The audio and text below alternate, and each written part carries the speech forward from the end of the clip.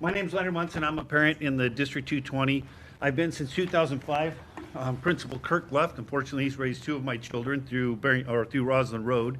I love the teachers of District 220, and I love the district itself. I love the high school, the middle schools, and the grade schools. But I do have some concerns in the direction that our schools are taking, and I want the school board held accountable for their actions for the upcoming election in April.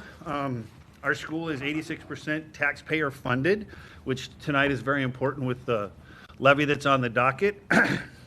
So parents have a right to know what is happening in their schools with their children and are educated. One thing that I have a concern about is the all-day kindergarten.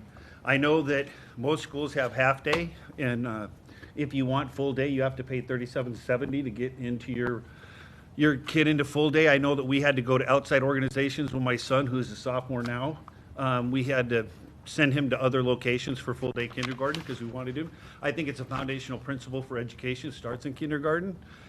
I don't know why we only offer full day at no charge or a reduced rate at one of the grade schools and not all of them. We should be able to.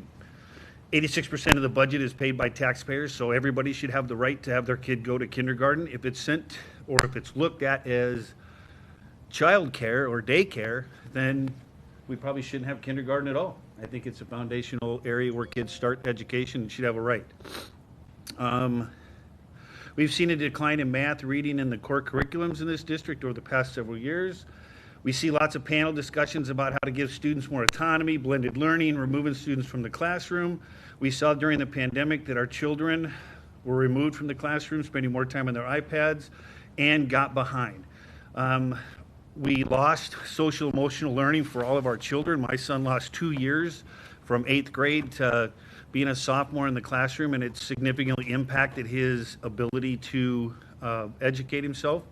We have a declining student numbers over the last several years. If you look back when my daughter graduated in 2016, they were higher than they are today, even with the influx of people leaving the metropolitan areas to come to the suburbs. We're seeing a decline, and I think that's part of our funding and our reduction. I think we're 25th in the state of Illinois rated for high schools.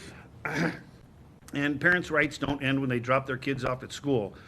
They need to become more active. I fully believe more parents need to be active and involved in and have access to the schools. Committees are being formed the last several years. There's a diversity or a district equity team.